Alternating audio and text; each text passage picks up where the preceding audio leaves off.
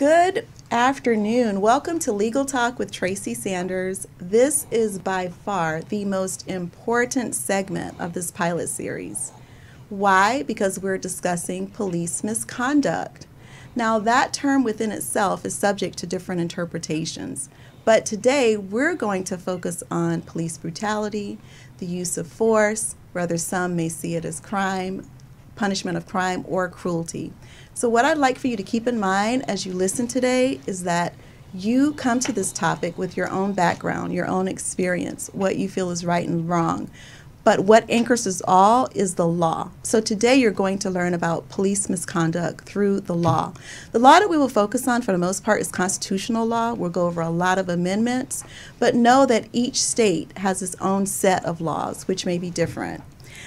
Before I go any further, I would like to thank our sponsor for today, the Cochran Firm, California, and we have with us today Mr. Attorney Brian Dunn, who was actually trained by Johnny Cochran.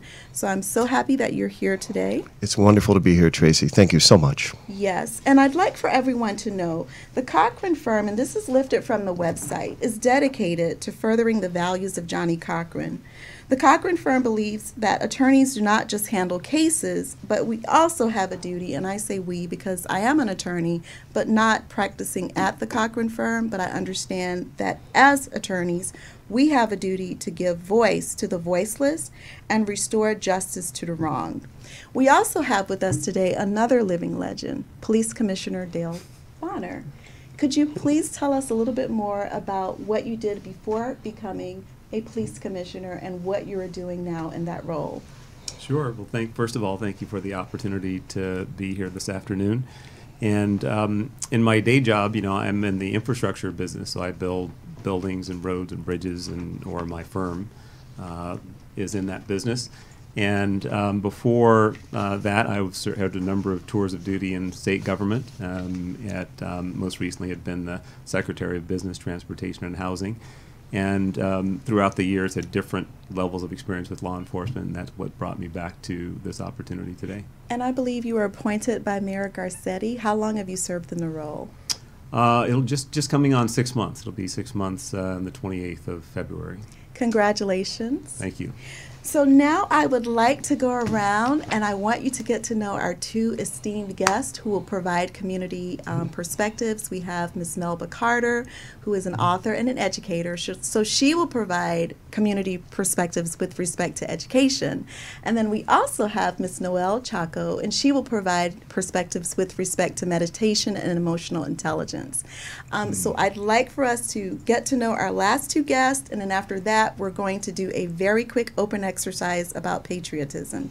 So Melba, could you tell us a little more about yourself? Well, basically, I've been a community advocate for more than 40 years, and my primary objective was to really see that we could improve the quality of life and opportunities for youth and families. So that's what I've done. I've been involved in education, and yes, I am now an author, and one of my primary projects is Aging Fantastically. Wonderful. And she is All right. also my coalition sister. We are both members of the National Coalition of 100 Black Women Los Angeles chapter. So thank you for being here. Noelle, last but not least. Thank you. Thank you. It's a pleasure to be here with all of you. And I am a meditation therapist. I've been teaching for 9 years and practicing for 19. And teaching in what areas of meditation? Meditation, mindfulness, yoga. And she is also my meditation therapist. We meditated this morning before this hot topic today. I wasn't invited. I'm slightly offended, but that's okay. I'll get over it. Perhaps you can give me some therapy. Well, good news, Attorney Dunn. She actually has a mobile business, so she will come to the office if you need her. So keep that in mind. Remarkable. Before we start with the open exercise, I would like to say first and foremost that today this is not an attack on anyone. It's not an attack on the police. It's not an attack on communities. But in the current era where the country is so divisive, if you are a person who believes that, okay, my experience may have been different in terms of police interaction, we almost have to say it and hope that no one will get upset with us. But I have to say this. I've lived in Los Angeles for 4 years. I moved here from New York. And I cannot tell you how helpful LAPD has been to me.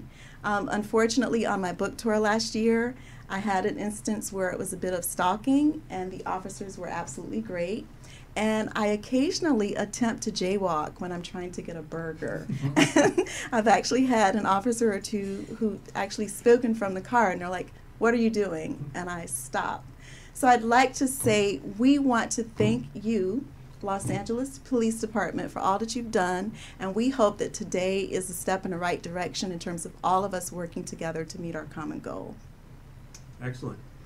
So let's get started with patriotism. First, Attorney Dunn. First song, Lift Every Voice and Sing.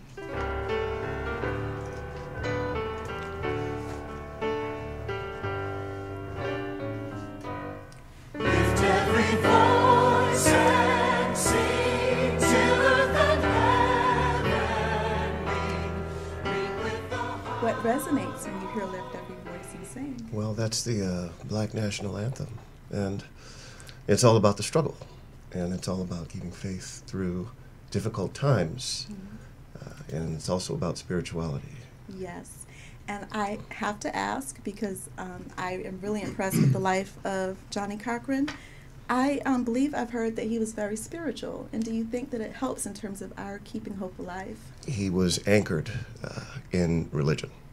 He was very conversant with themes that are biblical. He was one of those individuals that went to church every Sunday. I go to church when I am forced to go to church. He had a very unshakable sense of faith. And one of the first things that I noticed about him that I wanted to embody was, no matter how hopeless things seemed, no matter how dire the external circumstances were, he always was unflappable. And that was part of who he was. Thank you so much. And the reason why I had asked is because when James Weldon Johnson wrote our National Negro Anthem, we didn't have a lot of hope. But I remember learning this song in school, and at those points where it didn't seem like things would get better, we were anchored in spirituality. And that has become a part of patriotism for African Americans. So thank you. A very big part of Johnny's soul is Yes. his spirituality. Thank you so much. I'd like to hear America the Beautiful by Ray Charles. Tony?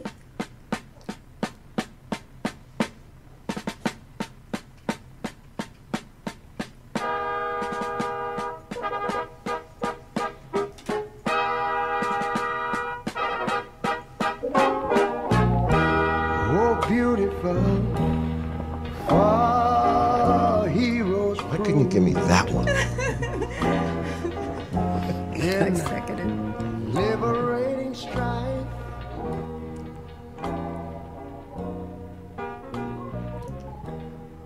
Stop, Tony. The reason why, could we all take a look? Go back to the video. What do you see in that video? The American flag, right?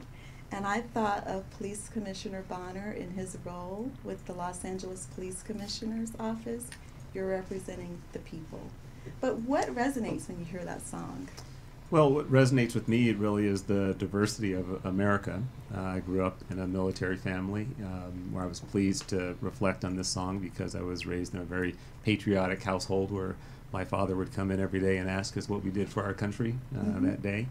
And so I've lived in a number of diverse communities with people from diverse backgrounds. And Ray Charles, this rendition is one of my favorites because he sings it with a combination of country and soul and R&B and gospel. And so he really, I think, found a way to inspire just about anyone in America who might hear that song. And so it inspires me to continue believing that we have the ability to recognize our differences, but to bring them all together and stand as one at key moments in time. Beautiful. And the reason why I selected you is because of the very thing you said. You can feel the passion and his love for the United States of America. Absolutely. And I feel that in your spirit as well. Thank you. Now, Melba, I really wanted to get to you because I actually love the Star Spangled Banner. And it's by Francis Scott Key. So can we hear it?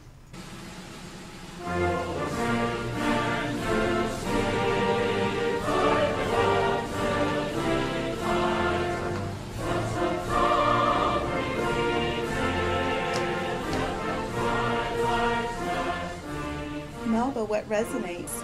Pride, real pride. And it's something that was really instilled in me as a child. My dad was a veteran of World War II, my grandfather of World War I. And I think I shared with you that I could demonstrate and prove that my great-grandfather fought in the Civil War on the Wow. side of the Union. And I received a wonderful scholarship at UCLA because of it. So I felt tremendous pride, and always have. When I hear that song, my shoulders go back, my head goes up. So, in spite of all of the things that we struggle for, Yes. that's my feeling. Thank you so much. Noelle, this is America.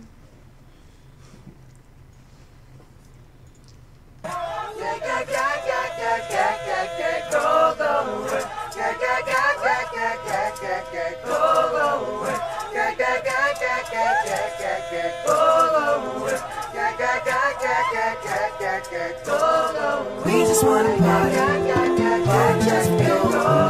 We just wanna party, just for you. Tony wanted to continue. He likes the song. So do I. So what resonates when you hear This Is America? When I hear This Is America, what resonates is the turmoil that America experiences, and really what everybody values is safety for their families and each other, and the fear that we live in. Beautiful. So what we've done is a round robin displaying different communities in the United States and different perspectives with respect to patriotism, but we all came center in that we might have different communities, different perspectives, but I believe most of us love America. At least I want to think that. So now that I've added some spirit to the room, you've had your icebreaker, we heard some great music, let's get down to business. We have a lot to do today. First, we'd like to start with social problems. So I had a wonderful conversation with Police Commissioner Bonner about the meaning of police misconduct and police brutality. And we also anchored today's conversation already in crime and the need to have civil rights to protect those who feel that they have been violated, even if they are a criminal suspect. But before we get into any of that, we always have to start from the top. And the top is there are social problems in the United States, one of which is crime that I've asked you to discuss. But before we discuss crime and then the need for constitutional rights to protect those who've been violated, let's go over two additional issues in terms of community perspectives. So Noelle, could you tell us about unemployment? Without it, there's just not access to many of the things that are necessary. And then what about those who may prefer to work for an employer? What are some concerns there? Depending on what the job is, the 9 to 5, they also, you know, in my experience, I can see people living paycheck to paycheck in the struggle and not having enough. So both parents in a home would have to work. If there's a single parent, you know, it's even harder. And then what about unemployment? Unemployment, it's tough, isn't it? it's harder than being employed. I mean, there's nothing there. There's no access to anything, really. Okay, great. So now we'll go to Melba. Tell us about education equality. Well, first let me talk about some of the programs I've been involved in. Yes. And they are specifically directed in areas whereby at least our young people get entry-level jobs and start careers. And the process that's going on now to make sure that there's some equity. We don't have an equal playing field. And that's one of the things that we need to understand. And I think I shared with you that it's a part of what I have 3 sons. And my sons went through an era when there was lots of drugs and gangs and the whole bit in our community, which continues. But a part of what that grooming was. And I take that into the classroom with a lot of the students I have. So when we talk about education, when I graduated from high school, 3 months later, I was a legal secretary. We understood at that time that you graduate with the idea that you're going to have a career or a job. Now it seems as if all of our young people are trained to go to college. Well, not everyone is going to go to college immediately. Well, if you follow the media, trade schools are now trending and a lot of tech. So I'm happy you mentioned that. And I would like for you to possibly connect with Noelle after the show, and perhaps you could provide some resources in terms of the wonderful work you're doing now. And you mentioned education. I said education equality, but we all know that all school districts are not equal. And we don't have time today, but I just wanted to preface that with, we'd love to have education equality in America, but really and truly we don't. Now, Police Commissioner Bonner, could you tell us about crime as a social problem in the United States? Well, excuse me, I think in law enforcement you see the outcome of a number of social problems that afflict America. That's a good point. Everything from education to homelessness to mental health problems. You know, of course, I think we all know that there's a small segment of society that may be considered truly evil or just bad people. But the overwhelming majority of people that we see coming into the system first with an interaction of law enforcement, I think in most of those cases you can trace back the behavior to one of these social problems that afflicts a number of communities here in Los Angeles. And you said a buzzword that I love to focus in on. I don't know if you've all seen it in the media, but the LA County Jail, I believe, is going to now set aside beds for mental health patients, because there are a lot of people who are in the system who need mental health services. It's considered the largest mental health hospital in America. Yes. The Men's Central Jail in Los Angeles. Yes. Could you tell us a little bit more about that and how it might be related to your topic, which is police misconduct? Yeah, absolutely. When you start thinking about what it is that causes people to get caught up in the system, Commissioner Bonner talked about the concept of evil. You almost never really see these hardcore Ted Bundy recidivists, just malicious, evil people. Usually it's folks that are caught up in the cycle of drugs or mental illness, and those two kind of work together sometimes. And when you start thinking about how it is that a person gets in contact with law enforcement, a lot of times they're sticking out because of their unusual behavior. Yes. And that can be related to things that they can't control. Can I give you an example, Attorney Absolutely. Dunn?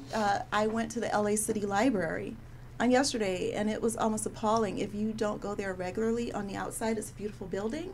On the inside, people are just flagging themselves in terms of behavior. So I'm glad you said that. Could you also mention socioeconomic status? Absolutely. Well, if you really want to look at it, Reagan, when he was governor, he made some very significant budget cuts in the area of funding for mental health and mental health services. And so when you have an individual that's dealing with really the horror of schizophrenia, their families a lot of times don't know what to do with them. And they don't really have anywhere to go, so they find themselves on the street. And the reason why I mentioned socioeconomic status, and Commissioner Bonner, you can probably relate to this as well and provide feedback. Those who come from a middle or upper class background, the family would have access to services. Right. You can then route that person to a mental health facility Right. and hopefully prevent incarceration. Sometimes. But sometimes. But more tell often me- you're right. But tell me about the person, as Noelle has mentioned, there are some people in the United States with nothing. So if you compare that to someone who has a little more and that person is acting out, they're flagging themselves in public, Right. that's a case that's ripe for criminal behavior, incarceration, and then police misconduct. Right, What and I'd there you like- also got to take into consideration there might be Yes. some drugs involved. Drugs. And drugs and mental health and mental illness and drugs, they Let's- have a symbiotic relationship. Let's go back to Police Commissioner Bonner for the drugs piece. Could you tell us about that? Well, I think that you know, in many ways, the issues that the police department confronts are reflective of the problems that are facing society in general. So we've talked about the lack of services available to people who are experiencing mental health, and that then generates certain behaviors that are not healthy and in many cases are unlawful. I think from our perspective, one of the things that the police department and someone coming into the police department today is wrestling with is there's a broader set of demands on the police department today. So your capability needs to expand not only, or needs to cover not only arresting and dealing with people who are acting out, but you also have to have the capacity for social service delivery increasingly. So you have to very important. very important. train law enforcement Let's stop officers differently right today. there, because I want to get this out before I go through two articles that are related to Attorney Dunn's work and also the great work that you're doing at the Police Commission. Before we do that, Attorney Dunn is going to explain to you a little bit later. When you hear police misconduct, for example, on the Cochran Law Firm card, you will see one practice area is police misconduct. That's the broad term, but that could be broken down into, and please expand a little bit later, police brutality, excessive use of force, racial slurs, and deadly force. So when you hear police misconduct, it may be any one of these activities that are, in fact, outlawed and could be unconstitutional under certain circumstances. Now that I have explained what is police brutality, I want to mention the legislators introduced bills to regulate police use of force. Did you all follow this in the media this week? It's from, this came out of the Los Angeles Sentinel, but basically, Assemblywoman Dr. Shirley Weber has again sponsored a bill to hold police officers accountable for deadly shootings. Assembly Bill 392, the California Act to Save Lives, will restrict officers from using deadly force only when faced with bodily harm, and officers could also use deadly force to save a life. I have one statistic I'd like to go over, and then I'm going to circulate this around. Police killings continue to be a significant problem in California. According to the Department of Justice figures, California police killed 162 people in 2017, and half of them were unarmed. So we're going to go around, but I just wanted to put that out there. If you could pass this around. And then I'd like to ask Commissioner Bonner, what do you think about that bill? Is it going to help solve this huge problem? Well, I have to tell you that in our system, I have my personal views about some issues, but it's not really my role as a police commissioner to have a view on pending legislation. So that's in our system, that's the role of the city council and the mayor that determines the city of Los Angeles's position on legislation. So I can reflect on the very active and I think necessary conversation that is underway with a range of views on those issues, but I don't have a position on either of the pending piece of legislation. Well said. And we will circle back in terms of your role and limitations and what you are able to do. So that was very well said and very lawyerly. So now I'd like to go to Attorney Dunn. So I'd like to congratulate you. LA County settles another jail sexual assault claim for $950,000. Much as you can tell us about it in maybe a minute, tell us about that case. What was it about? This is a pattern that we're seeing developing at the women's jail in Linwood. We just got a call yesterday. Essentially what you have is a power dynamic in there where there are women that are being sexually abused by guards. I know you might not think that it would be possible in today's world, but it's happening. And it's actually happening at the Chino prison, the California Institution for Women in Chino, and it's also happening downtown. And essentially what you have is a situation where these guards develop predatory relationships. They start by using inappropriate language, talking about how attractive you are, and it escalates, and then they provide certain favors for the inmates, such as cell phones and perks, and then it escalates to actual hands-on sexual assault.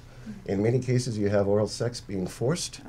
We have a call that I just received. I can't mention this young lady's name, but she was the victim of intercourse as well as forced oral sex in her cell. The guard let himself into her cell late at night. And this is something that is an institutional problem within the jail. So how this relates to what we're talking about as we get to the meat of the topic and wind down, we're always remember we are discussing the criminal justice system. So the criminal justice system is made up of three primary components.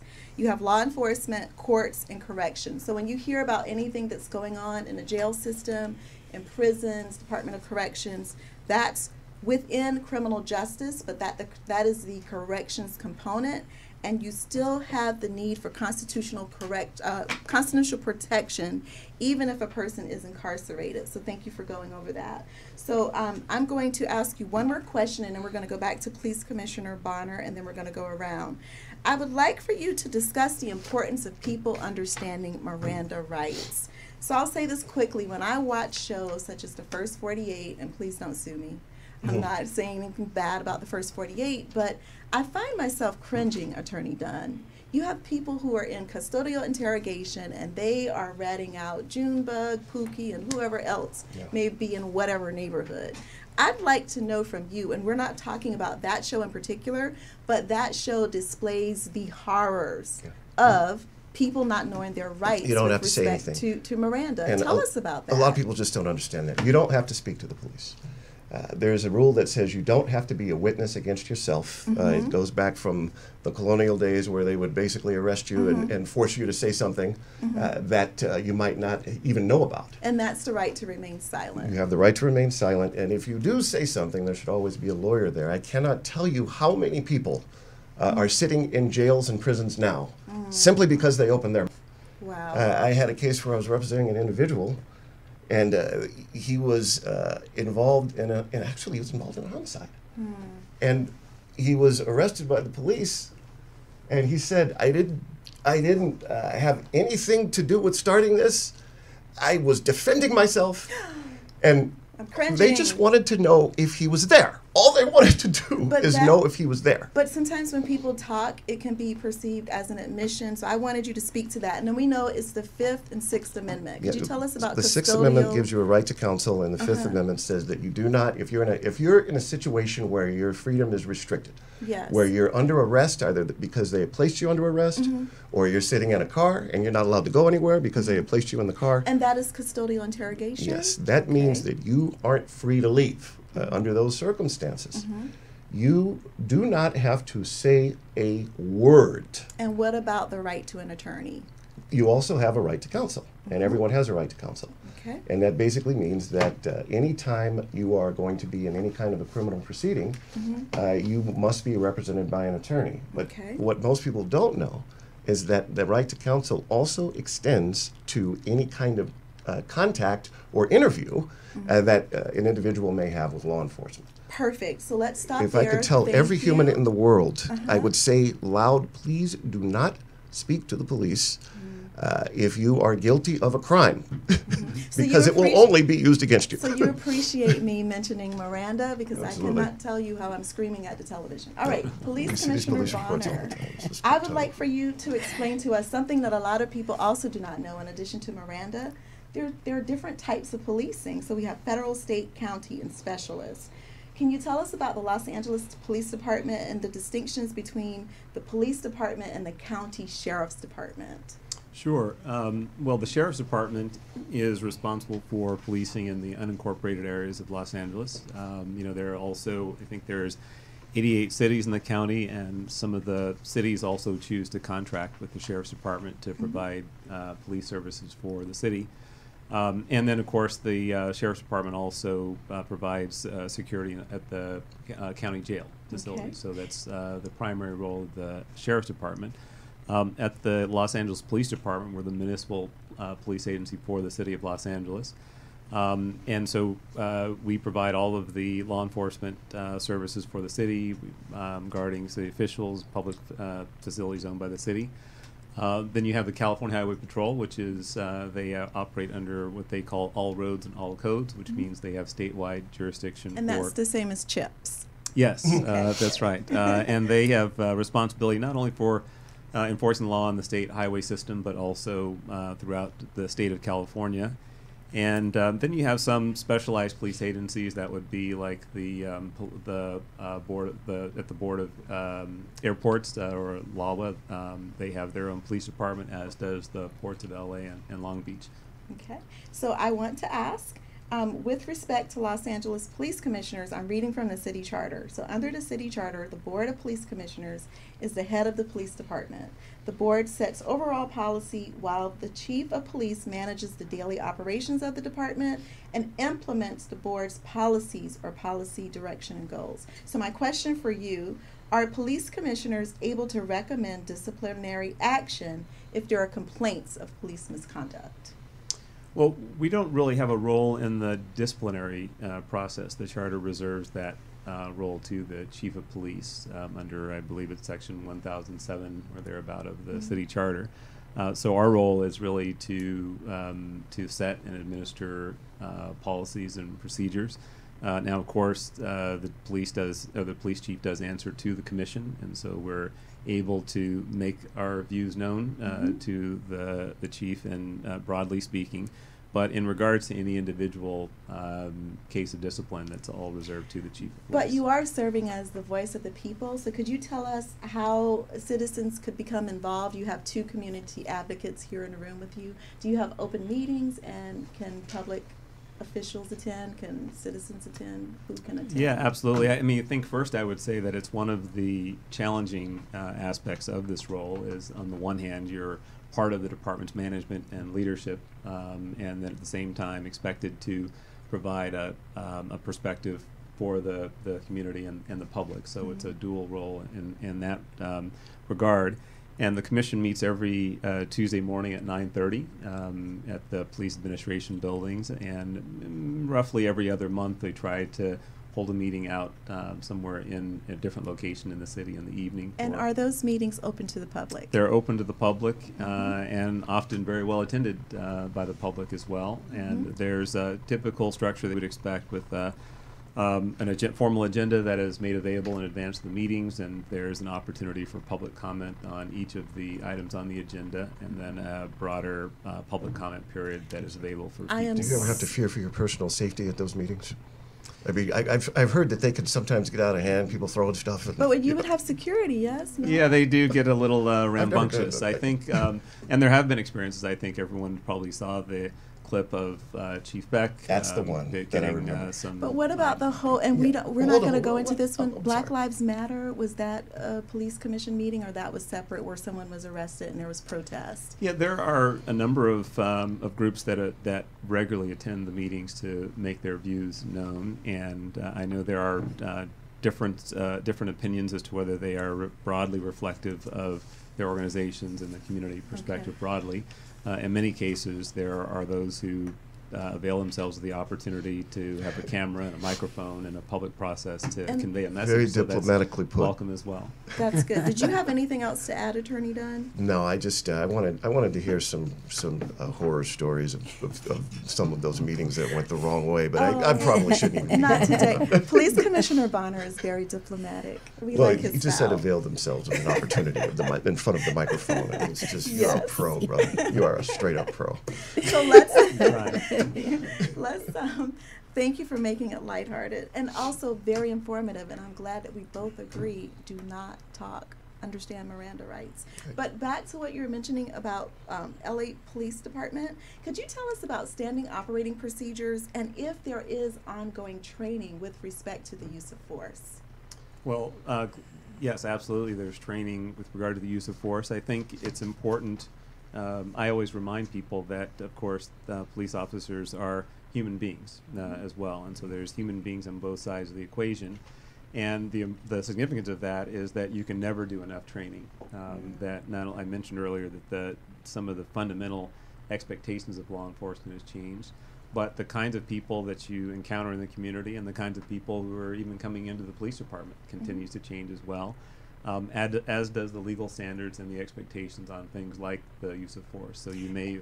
And that's a perfect place to stop. I'm not being rude, but when you say a buzzword that makes sense for me to go to the other side, Police Commissioner Bonner mentioned the use of force, ongoing training. Sure. What about the unreasonable use of force, and how does that relate to Section 1983 of the Civil Rights Act? Well, he was nailing it, and what he was saying, one of the things that he really hit the nail on the head was when he said you can't have enough training. A lot of these cases do boil down to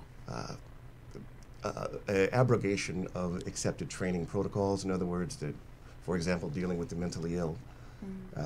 There's a specific training protocol with regard to how to approach field contacts. You're supposed to talk slowly. You're supposed to reassure them that you're there to help. And But how would an officer know? Is it because of the behavior that Police Commissioner Bonner mentioned? Yeah, you can usually tell if Okay. you're dealing with that type of situation. But excessive force is basically anything that is more than necessary under the circumstances. In reality, what a civil rights lawyer that does police misconduct actually does is most of our cases are police shootings. That's probably 80% of them. The other 20 are sexual misconduct.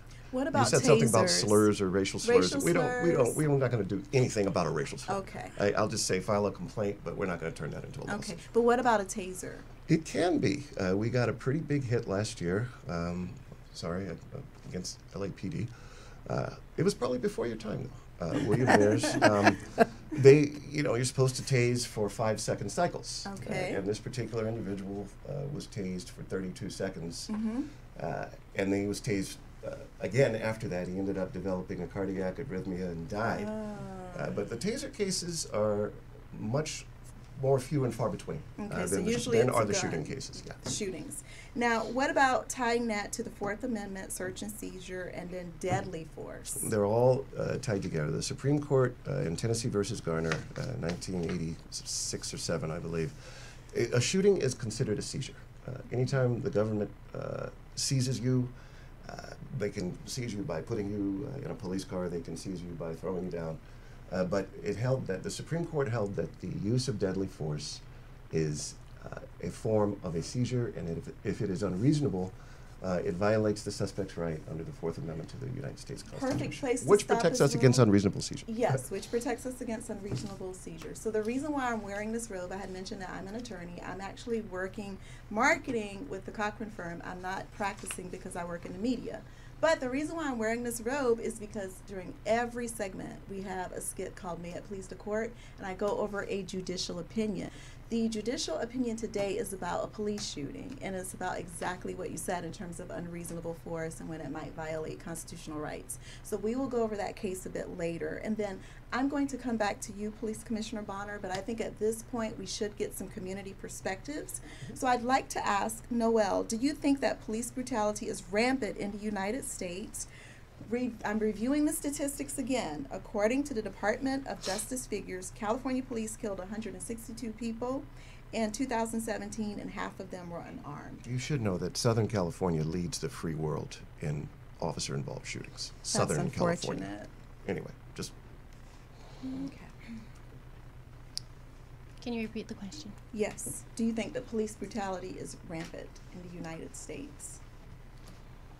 While there are things being done recently around police brutality, in certain areas, yes, it's absolutely rampant. Tell us about how your practice may help. How can we use mindfulness and meditation to help curb police brutality? Mindfulness can be used to curb police brutality on both ends, in the people that police are dealing with and with police. So it keeps people present in the present moment, so we're not carrying traumas from the past into like what's happening now in front of us. And how this relates to what we've had a fruitful conversation. I know that Police Commissioner Bonner mentioned the type of people that you're dealing with, and it certainly differs now. We have the Cochran firm, California, fighting to protect constitutional rights. But at the end of the day, it's all about the individual. We are a society made up of people. And so when you have a society made up of people, it is important to remember that each person should engage in learning more about personal competency, self-awareness, self-management. That's a part of emotional intelligence, as well as social competency, social awareness, and relationship management. And how this relates to police interaction, if you work with the practitioners such as Noelle, people begin to understand the importance of emotional state, awareness of influences. They also start to understand how to resist automatic responses, whether you're the police officer holding the trigger or whether you're the person that needs to take your medicine because something is not going right in your life. Also, it's about taking responsibility, which is why I opened with the importance of understanding we're focusing on both sides. Empathy, Noelle is going to discuss later the importance of cultural training for police, so empathy is important. And then finally, how to handle conflict effectively. We are here today because this is a conversation about conflict, and there's a healthy way to handle it. So that's why I invited Noelle to provide those perspectives. So thank you. So next, I'd like to go to Melba. Do you think that police brutality is rampant in the United States? Absolutely. But I also feel that it has a lot to do with self-protective mechanisms. I raised 3 sons in the inner city. And Congratulations. thank you so much. I And didn't they're all- know that View Park is the inner city. It absolutely is. Absolutely is. It may be. My son shared with me when I was saying, but we live in a safe environment. And he said, Mom, when you ride down the street that way, you're in the 60s. And you ride down the street that way, you're in the jungles. He says, Mom, we are in the center, and we live in a bubble. But let me share with you what I did. But From- before you do that, because I know you're going to talk about the talk, and I have it. I really later. want to hear what she did. It's the talk, and we're going to go in a different direction. I have to drive this ship. What I'd like to hear from you now, she's going to tell us about the talk that most African American families have with their children. The talk about what to do if you are involved in a police altercation. We will go there. But before we do that, when you said the inner city, I know you to live in View Park, and I'm thinking, wait, doesn't race trump class? It doesn't matter. If you're a higher income African American, this is not your problem, right? Or It is wrong? definitely your problem, because anytime you walk out the door, you are an African American Right. in America. Right. And the first thing they notice is who you are, not what you are. But aren't whites killed by the police too? They are. They are, Okay. but not at the numbers in terms of the percentages that African Americans are. No other ethnic group. One of the things I've said, and this is not the talk, but this is what I said, the African American male is the most endangered species on the face of the earth. Wow. And truly, I feel that. And one of the things that was not the talk was taking my sons down to Skid Row and saying, do you really believe this had something to do with education and had something to do with survival? Do you really think that they said in elementary school, middle school, or high school, where I want to go is to a cardboard box? Absolutely So- not. When she So- talks about the percentages, Yes. if by numbers there are substantially more white men are killed than black men. Most people don't understand that. But in terms of the percentage relative to our population density Thank here you. in America, Meaning the it- 12%. yeah, it's Yes. much more of an incidence if you look at it that way. Yes. Okay, so now that we understand the concern, I'd like to go to Police Commissioner Bonner. One other concern is that qualified immunity is allowing police brutality to continue, but I'd like to hear from you in as much as you can make your statement, because you've eloquently stated you have some limitations. But do police, government employees, and political officials have qualified immunity against police misconduct? Can you tell us what is qualified immunity? I don't think that I'm in the best position. You might want to ask the practicing lawyer to explain Yes. the technicalities around that But concept. from a police commissioner perspective, or from your perspective as an American, I don't think anyone, if you're asking as a practical matter, expects to have any degree of immunity from misbehavior or misconduct. Well, there's a That's- legal standard, though. The Supreme Court has said that if there is a constitutional violation, but it hasn't been clearly established because there hasn't been a similar case that has been litigated in the courts to put the officer on notice that he has committed a constitutional violation, yes. then the officer has complete immunity from suit. So if we stop there, Police That's Commissioner really what Bonner, it is. if you have citizens in LA or across the nation who are concerned about qualified immunity as a shield for police brutality, what should they do?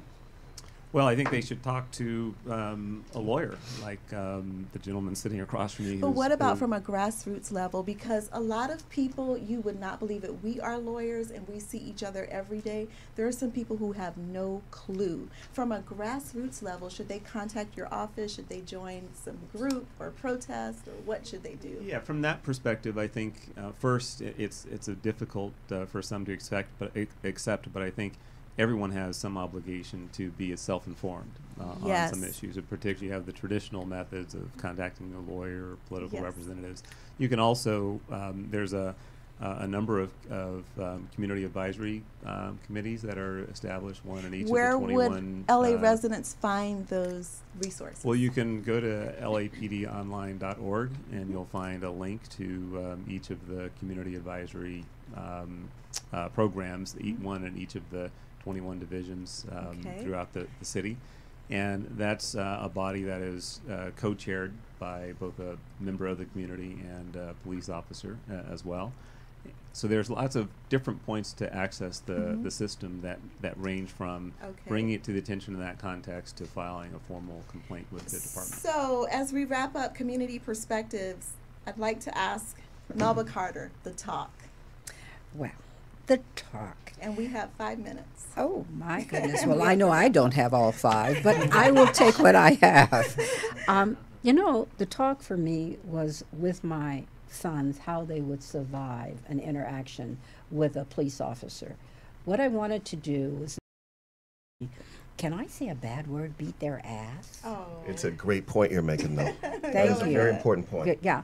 So what they had to do was understand what their role was, what they had to do to survive the interaction. And what I shared with them is comply, respect, and make sure that you do not become belligerent Yes. or hostile. Yes. So my sons did survive interactions. I also shared with them, do not travel in packs. Do not go in groups of more than 2. Okay. Once you do, you have set in motion a response mechanism. What we had to remember, I came through the Watts riots. So in coming through the Watts riots, I understood that there were certain things that would set in motion behaviors you didn't want to have happen to you.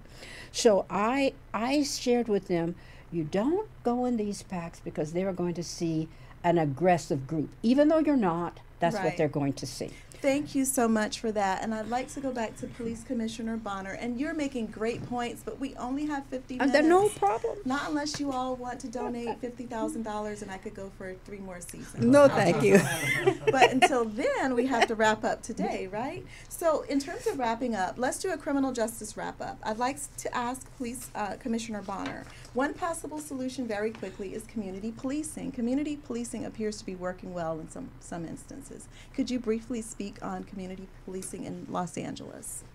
Well, there's a very strong commitment to expanding existing and planned community policing programs. I think one program that I'm learning a lot about and we're most excited about is the Community Safety Partnership Program, which started some years ago in a number of the public housing developments in South LA and has since been expanded to a number of other parts of the city. Very And effective program. showing to be very Yes. effective in reducing Working together. crime, but also importantly building trust between the communities and the law enforcement officers and the communities they I serve. have to say, my friend Connie Rice had a lot to do with that, but keep going there. Wow. That's really something. We're all coming together. It's a kumbaya moment. Thank you. Yes. So now that we're in the spirit of working together, Noelle, tell us about the importance of cultural sensitivity training for police officers.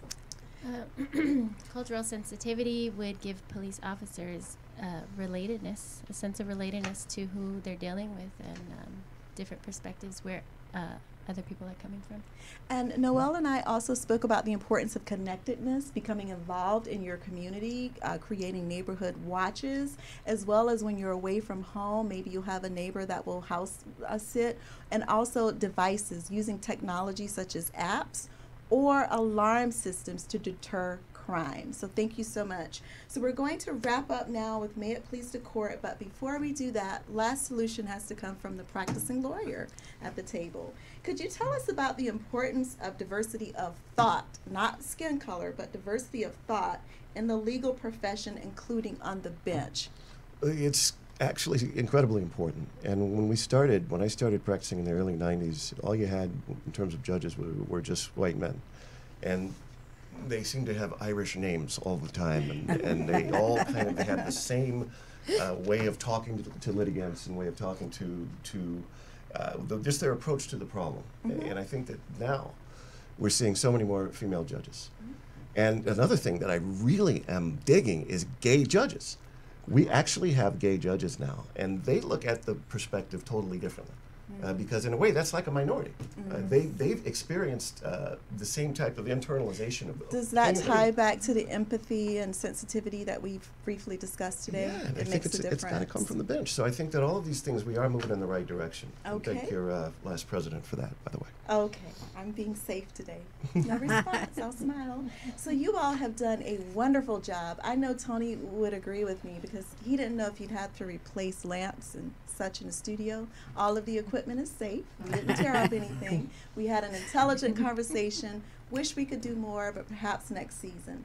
But for now, we're going to end with May It Please the Court. So this little robe that I enjoy wearing, hopefully one day on TV as a entertainment judge. But until then, I'll just do it now. So we're going to end with the case. It's the Supreme Court rules for police officers in excessive force case.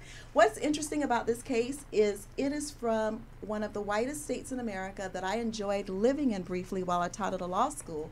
This case is out of Arizona. And the person who was shot by the police was a woman. So it goes back to the conversation between Attorney Dunn and Melba about the statistics and who's being harmed. It's a universal problem in America, but it does particularly affect African Americans. Kinsella in front of you.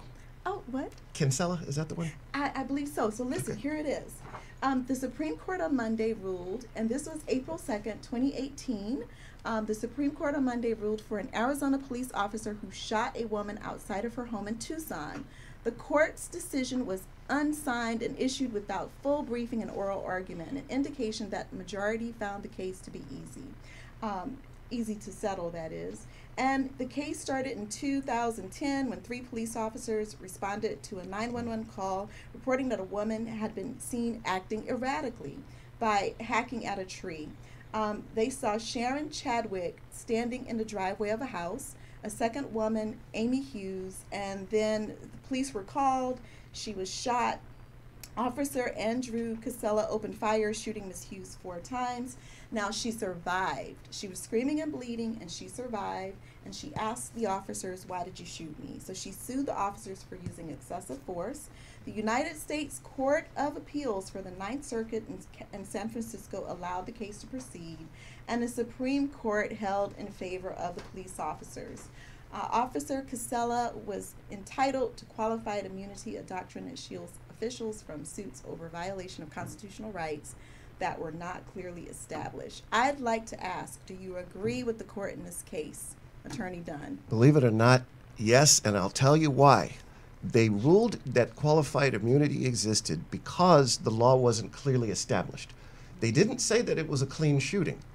What they said was, back in 2010, there wasn't a case that was sufficiently on point that would have put the officer on notice. Now, I wouldn't have made that ruling because I think that Tennessee versus Garner could have put them on notice.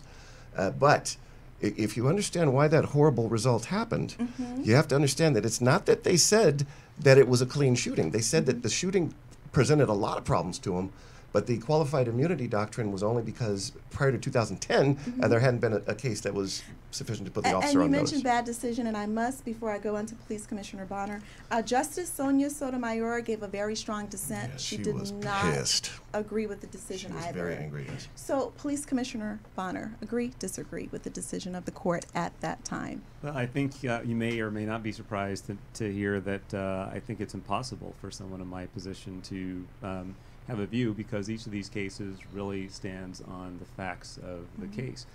Fortunately, here in Los Angeles and in a growing number of jurisdictions, we have not only the testimony of the alleged victim, and you have the testimony of police officers, other witnesses, but we also now have body-worn video, which is a new expanding technology that gives us additional information. It doesn't tell you the entire story. Yeah. And you always, it's not that I'm being rude because I'm very respectful to police officers, but you always have the right trigger word. You're not a cop, but you're in the office, right? But the word that I like that you use is electronic devices, which has revolutionized this whole topic of police misconduct, because now people are actually able to see that it does happen. Before electronic devices, a lot of us, including me, could not believe the horror stories. Now, because of the cases in the media, primarily against black men, it is really happening, and it's horrible. So thank you. Melba Carter, do you agree or No, disagree? ethically, I could not. Okay. Even though legally, Yes. I understand what is being said, but I Yes. think too many times we go with the legality Yes. instead of the ethics. Right. Perfect. That's a good point. Noelle, agree or disagree? I disagree also. Okay. The same. So as we wrap up, excessive force and police brutality victims and their families are often left in shock after an incident. There are times where recourse through courts is the only viable option, but the hurdles like qualified immunity, even though the court system is no guarantee of success. I'd like to ask Attorney Dunn, if someone feels that they have no other option but to go to court, how can they contact you at the Cochran Firm, California? CochranFirm.com. We're very, very easy to find. Very easy to find. On Wilshire Boulevard. Yeah. And Police Commissioner Bonner, can you tell us how anyone in Los Angeles can reach out to the police commissioners? Sure. I think the best way is to go on through the website at lapdonline.org, and you'll see a prominent link to the Police Commission and a variety of other services that are available to You the told me you were public. going to give everybody your cell phone. What happened? During a commercial break. Throwaway You phone. are an agitator. Use the throwaway phone, right? Okay, so as we end, I'd like to thank Tony Sweet. Thank you for being my DJ today. You did a great job. Will you DJ my birthday party in May? Okay.